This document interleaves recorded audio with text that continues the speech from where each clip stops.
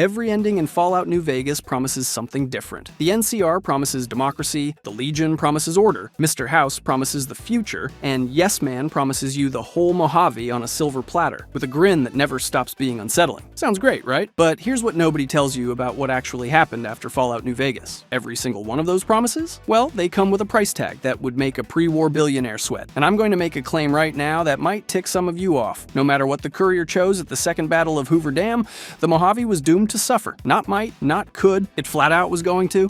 Every faction, every ending, and every so-called victory, they all just pick a different group of people to throw under the bus. And it doesn't stop at the base game. New Vegas isn't a story about winning, it's a story about choosing who loses. This is why today we're exploring what actually happened after Fallout New Vegas. So yeah, with that uplifting little thesis on the table, let's walk through every ending, every faction, every forgotten community, and prove exactly why the Mojave never stood a chance. The NCR victory. Let's start with the ending that most players probably picked first, siding with the NCR and holding the dam against the Legion's onslaught. General Lee Oliver keeps his position and the bear flag flies over the Mojave, with the Legion being left to retreat to Colorado. In this ending, Legate Lanius either dies or gets talked down, and democracy prevails. Good guys take the day, roll credits. Yeah, about that. Here's the thing about the NCR winning the Mojave. They didn't liberate once they won, they annexed it without consent. And with annexation comes taxes, conscription, resource extraction, and a government so bloated it makes pre-war Washington look efficient. You might think beating the Legion means the hard part's over. You're wrong. The hard part is everything after. And the NCR is spectacularly bad at after. Think about what they were already dealing with in 2028-1. NCR supply lines are raided by literally everyone. Fiends, jackals, vipers, and even the powder gangers who'd broken out of the NCR's own prison at the NCRCF. With the NCR soldiers underpaid, overworked, and spread so thin, you could see through them. Camp Forlorn Hope near Nelson was basically a field hospital cosplaying as a military outpost, hemorrhaging men to Legion raids while Command sent green replacements instead of reinforcements. The Mojave outpost on the Long 15, a bottleneck so clogged that Ranger Jackson had caravans backed up for weeks, his people filling out forms in triplicate waiting for clearance that never came. That's not an army winning a war, that's bureaucracy having a nervous breakdown in the desert, and successfully holding the dam doesn't fix any of it, it just means they have to keep defending it, forever. Now here's where my central claim starts drawing blood. Let's look at what an NCR victory actually does to the people living in the Mojave. The ending slides spell it out if you stop reading them through rose-tinted glasses. Prim gets NCR law enforcement if you convince them during My Kind of Town. Sounds great on paper. In practice, same overstretched, underfunded policing that was already failing everywhere else. It's like hiring a lifeguard who can't swim. Sure, they've got the whistle. Good luck when someone's drowning. The slide even notes that Prim's citizens chafed under heavy NCR taxes. You traded anarchy for exploitation. Wonderful. The Kings and Freeside? If you didn't broker peace during King's Gambit, the NCR cracks down hard. The slides describe violent clashes. The Kings are broken and the Freeside is left without its most reliable local protection. That's the NCR treating a neighborhood watch like an insurgency, because local identity threatens central control. Freeside becomes a second-class district, not gentrified by hipsters, steamrolled by officials who see locals as speed bumps, but the damage doesn't stop at the Mojave's borders, and this part matters. Back in places like Shady Sands, the Hub, the Boneyard, things were already bad. The Republic dumped obscene resources into this campaign and yanked its forces from other regions. Supplies hauled across hundreds of miles of hostile nothing. Political capital burned in a war that Chief Hanlon himself thought was a catastrophic misallocation of manpower. Kimball's obsession with the dam was always about legacy, not strategy. Winning doesn't change that math. It just means the invoice arrives later, with interest. Water shortages back home. Brahmin barons buying political influence only adds to the growing gap between NCR citizens and NCR subjects. None of that pauses politely while the Republic plays empire in Nevada. The NCR doesn't collapse after Hoover Dam, but it bends in ways that don't bend back. So the NCR ending isn't a victory. It's a hostile takeover disguised as liberation. The people at the bottom, settlers, refugees, folks in Good Springs just trying to raise bighorn without getting shot, well, they eat the cost of the whole operation. So if the NCR slowly smothers the Mojave under red tape and good intentions, the next ending asks a much nastier question. What happens when the conquerors don't even pretend to care? Legion victory. If the Legion wins, that means Lanius holds the front. Oliver and his men, they're all killed or forced to retreat in humiliation. The bull marches into New Vegas with the subtlety of a super sledge to the face. If the NCR ending is death by 1,000 forms, this one's death by 1,000 machetes. And it happens fast. I'm going to say something that might upset the Legion apologists. All 12 of you lurking in Reddit comment sections. The Legion ending is, by virtually every measurable standard, the worst possible outcome for the Mojave. And I know, but the roads are safe. Traders move freely. Yeah, you know what else has safe roads? A prison. Nobody's jaywalking in a supermax facility either. That doesn't mean you want to live there. The absence of chaos is not the presence of justice. Legion peace is just violence wearing a schedule. Safe roads don't mean much when the people walking them are property. After the dam, Caesar, assuming he survived the brain tumor, you either removed it during et tumor route with a steady hand and an autodoc,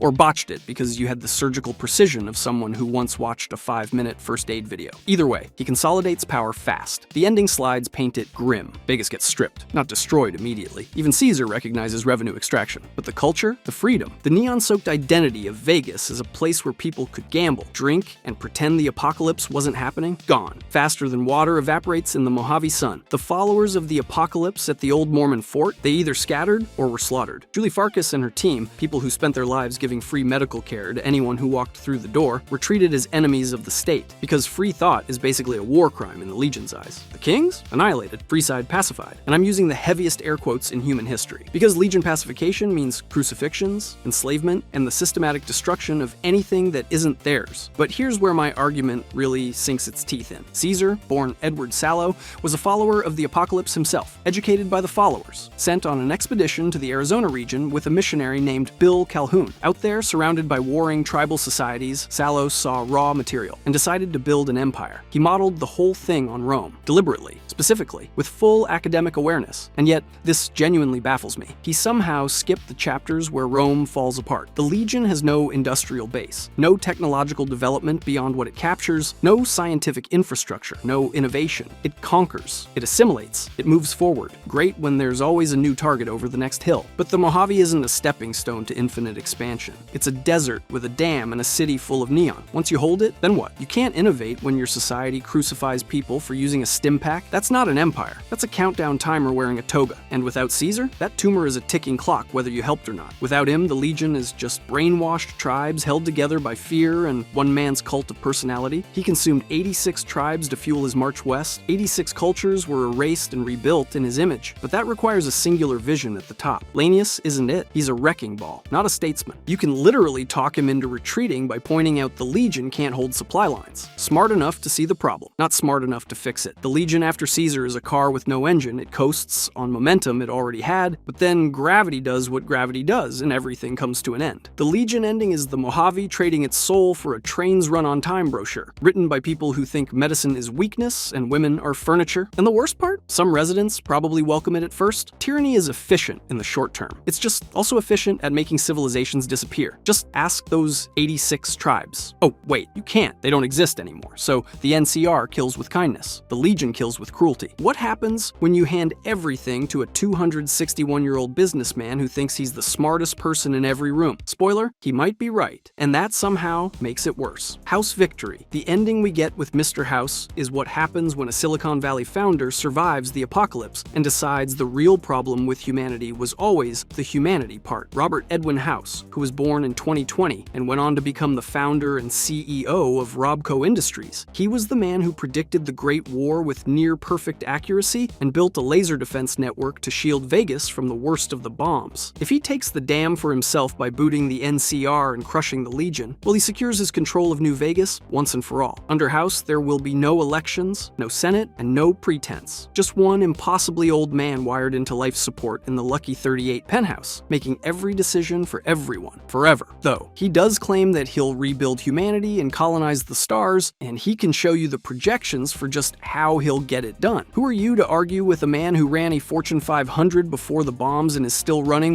2 centuries later? I genuinely think this is the most fascinating ending in the game. It forces a question Fallout loves, but hates answering. Is a brilliant dictator better than a mediocre democracy? House would say yes, without blinking. If he could blink, which he can't, because he looks like beef jerky in a bathrobe plugged into the world's most expensive life support. And honestly, some of his arguments are annoyingly hard to dismiss. NCR is corrupt and overextended. Legion is a horror show with good logistics. Independent Vegas is chaos with a smiley face. House offers stability, vision, and a plan that extends past survive until Thursday. On paper, best option by miles. But paper doesn't bleed, people do. That's where House's ending rots from the inside. After the dam, his upgraded Securitron army, the Mark II models you activated beneath the fort during the House Always Wins, enforces his will everywhere, not brutally. House isn't wasteful, but absolutely, completely, without appeal. The ending slides are specific. The Kings? If they cause trouble, Securitrons roll sailed through Freeside and dismantled them. If they behaved, they survived, on House's terms. A Securitron's missile launcher doesn't care about your pompadour. Freeside gets improved. In House's vocabulary, that means restructured for revenue and efficiency, not community, not identity. And here's where it gets painful. The followers of the apocalypse get one of their most tragic endings under House. The slides describe them overwhelmed, not simply attacked, they're buried under the sheer volume of people needing help they couldn't provide alone. House doesn't destroy the followers. He just doesn't fund them. Charity doesn't show up on a profit and loss statement. Robert House runs Vegas like the world's most terrifying spreadsheet. The result is identical to hostility, just slower and with better PR. Every settlement experiences House's victory as a corporate acquisition. Prim gets stability, but zero autonomy. Goodsprings, the town where Doc Mitchell pulled a bullet from your skull, gets ignored entirely. Nothing their House considers valuable, which is almost worse than exploitation. At least exploitation acknowledges you exist. Boomers at Nellis get left alone. House isn't stupid enough to fight people who restored a B-29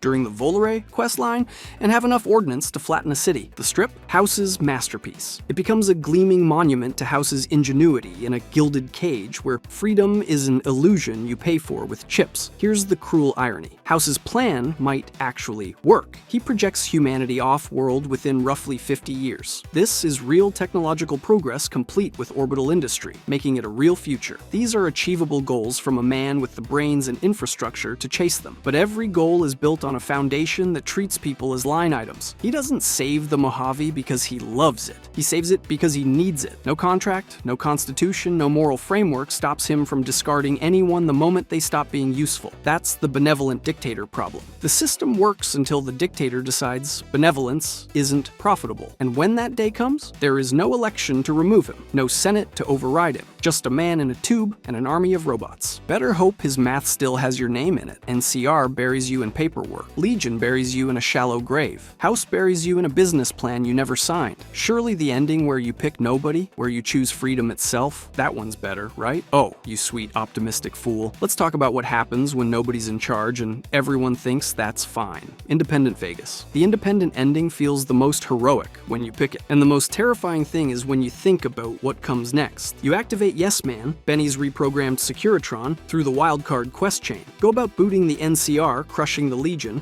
and disconnecting House from his own system, which functionally kills him. Pulling a 261-year-old man out of a sealed, sterile environment is about as survivable as open-heart surgery with a butter knife. Then you stand on Hoover Dam with an army of Securitrons behind you and the entire Mojave in front of you. But the game doesn't answer the obvious question. Now what? Here's the dirty secret nobody talks about. This ending isn't really an ending. It's a beginning, with no plan, no institutional framework, and no guarantee that the person in charge, just you, Courier 6, a delivery worker who took a bullet to the skull outside Goodsprings and has any clue how to run a civilization. You might think freedom is always the answer. It sounds great. Freedom always sounds great, but freedom without structure is just chaos in a cowboy hat. And the Mojave has plenty of chaos already. But what happens the second the NCR pulls out and the Legion retreats? Well, now the Mojave has lost both of its largest military forces simultaneously. This might sound liberating, up until you remember what those forces were doing besides fighting each other. They were keeping raiders suppressed, maintaining trade routes, providing a framework,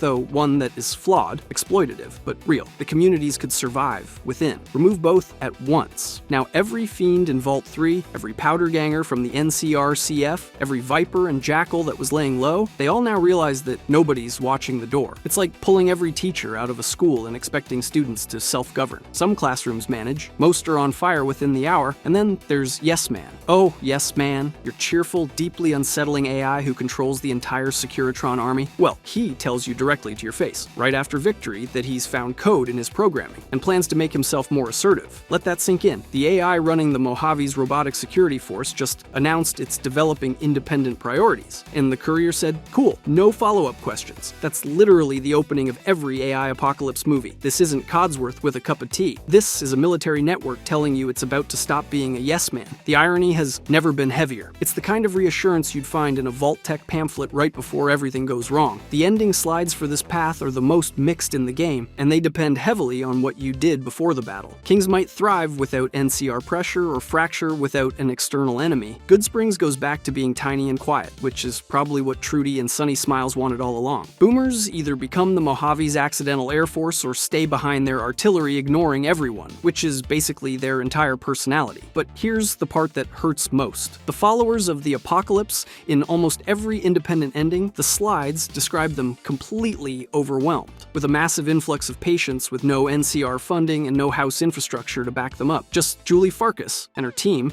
trying to serve a region that just lost both stabilizing forces at once. They don't fail because they're incompetent. They fail because idealism without resources is just a very optimistic way to watch people die, slowly. Independent Vegas is a revolution with no day two plan. Freedom is electric. Governance is boring. But the gap between them, that's where communities starve, raiders thrive, and doctors run out of supplies. So every faction ending leads to a different flavor of suffering. But what about the people who never got a seat at the table? The ones that were caught between giants? Because if you want real proof that no ending saves the Mojave, don't look at the factions. Look at the little places that got crushed no matter which flag was flying. The Forgotten Mojave. This is where Hoover Dam stops being theory and starts being personal. While the factions argued over logos and territory, the actual residents were doing something simpler, trying to survive until next week. And most of their ending slides aren't heroic. They're not even bittersweet. They're just varying shades of less terrible. Take Novak, a tiny settlement with a pre-war motel. It's famous for Dinky the T-Rex, a giant novelty dinosaur statue that doubles as a sniper perch for Craig Boone, one of the most traumatized men in the Mojave. His wife Carla, sold to the Legion by Jeannie Mae Crawford, the town's own proprietor. That's Novak. It's small enough that one betrayal nearly kills it. The slides vary based on your actions, but none are triumphant. NCR makes it a supply line dot, and the Legion swallows it or ignores it. House doesn't care, as dinosaur motels don't generate ROI, and the independent ending leaves it alone. For a place with barely a dozen people and a gift shop, that's a slow death sentence. Novak doesn't need a revolution. It needs a doctor, a water source, enough guns to stop feral ghouls from Repcon shambling down the hill at midnight, but no ending provides that because no faction sees Novak as anything more than scenery. Then Jacobstown, mountains northwest of Vegas, super mutants and Nightkin led by Marcus, a Gen 1 super mutant who has been around since the Master's army. You could actually recruit him as a companion in Fallout 2, where he is a sheriff at Broken Hills. He might be the most genuinely decent leader in the wasteland, with no plotting conquests, no hoarding weapons, just him and Dr. Henry trying to cure the Nightkin's stealth boy-induced schizophrenia, a condition making them violent and delusional. That's their whole agenda. Help us stop losing our minds. And depending on your choices, they either make progress or get harassed by NCR-affiliated mercenaries during unfriendly persuasion. The NCR doesn't send them because Jacobstown is dangerous, they send them because scared voters want mutants gone and politicians want re-election. This is a community working to cure a disease, being targeted because of discrimination. If that doesn't make you angry, you and I are watching different slideshows. And Bitter Springs? God, what happened at Bitter Springs was harsh. Now it's just a refugee camp northeast of Vegas, housing displaced Great Khans, who are the survivors of one of the NCR's ugliest moments. The Bitter Springs massacre is not ancient history. It's recent enough that Boone, a former 1st Recon sniper, still feels the pain left by his actions during the NCR strike on it. NCR positioned snipers on a ridge that acted as an evacuation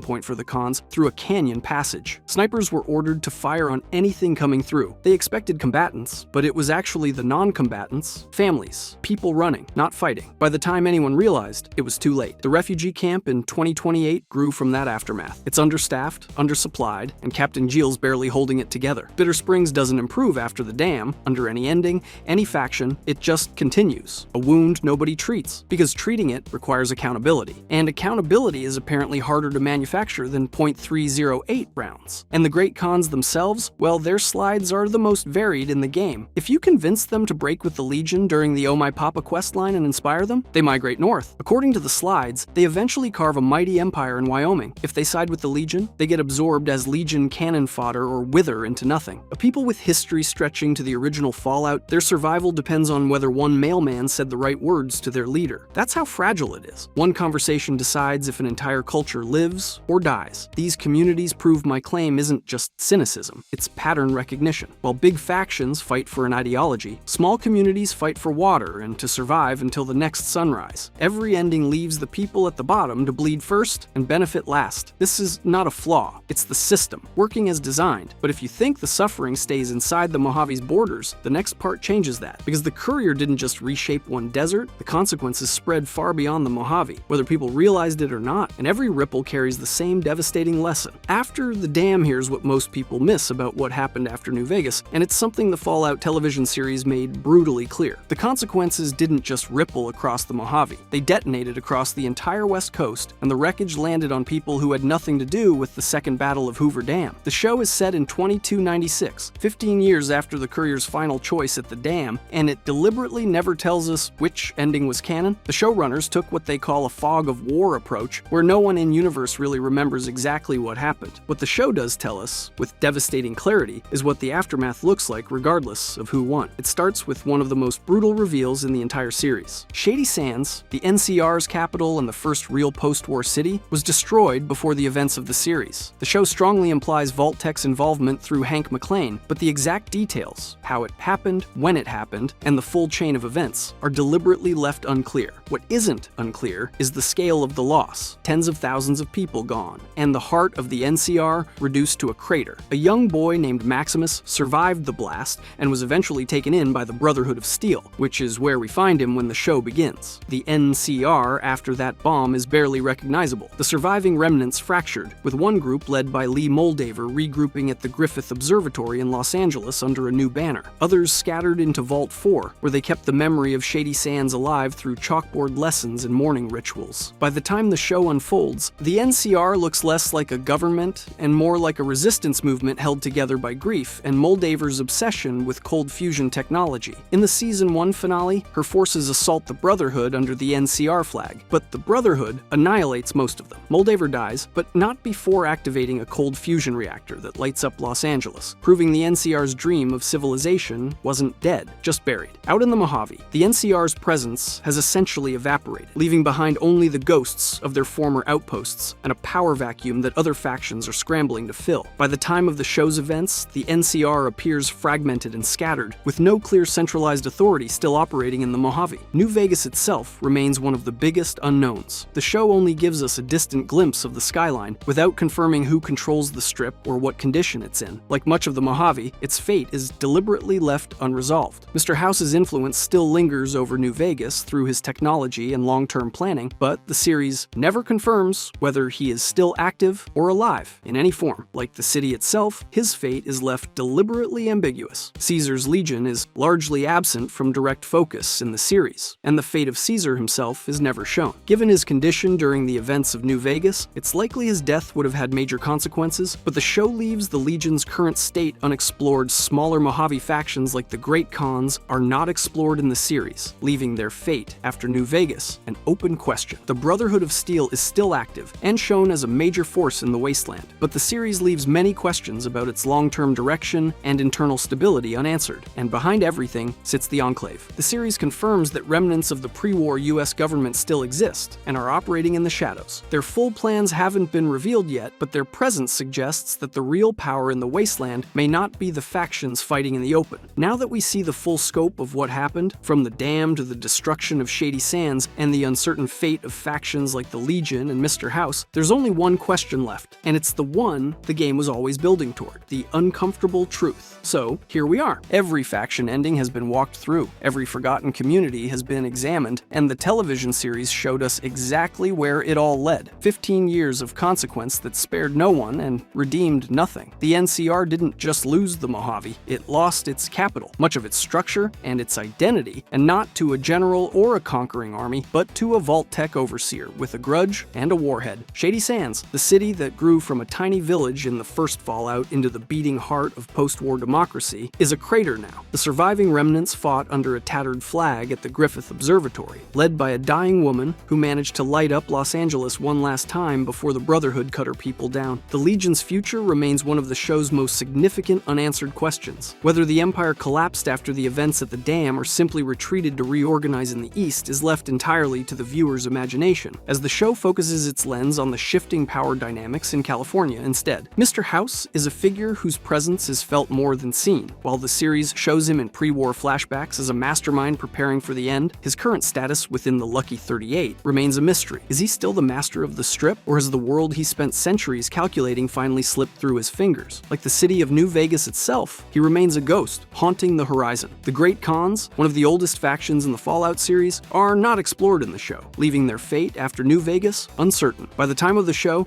they are nowhere to be found, leaving their ultimate fate after the damn unknown. Like many of the Mojave's smaller tribes, they have been pushed further into the margins of history. The Brotherhood of Steel is fracturing from the inside. Maximus has been hailed as a hero by the Brotherhood after the battle at the observatory, but he is trapped in a faction he no longer fully trusts. As the Brotherhood secures the cold fusion technology, they are positioned to become the most dominant and dangerous force the West Coast has seen in decades. The faction that was supposed to preserve technology is about to weaponize it on a scale the Wasteland has never seen. And behind all of them sits the Enclave, the shadow government that helped engineer the Great War and has been experimenting in vaults for 2 centuries. The show made it clear that the factions fighting over the Mojave were never the real threat. The real threat was always the one nobody knew to look for. As for the Courier, the show never mentions them by name and never confirms which ending they chose. The showrunners kept it deliberately ambiguous, letting every player's choice exist in a quantum state of possibility. But the result is the same regardless. Whoever won the dam, the Mojave still burned, Shady Sands still fell, the Legion's fate remained uncertain, and the high-tech dream of New Vegas became a distant shadow of its former self. The Wasteland doesn't really care how things ended, it just keeps moving forward. That's the genius of New Vegas, and it's the genius of what the show proved in living, breathing detail. There is no right ending, and no golden path hidden behind a skill check or a speech option. There are only trade-offs, where every victory is someone else's defeat, and every salvation creates a new victim. The game didn't want you to feel good about your choice, it wanted you to sit with the weight of having made one. And the show, 15 years later in the timeline, showed you exactly what that weight looks like when it finally lands. The second battle of Hoover Dam wasn't the end of anything, it was the beginning of everything after. And everything after,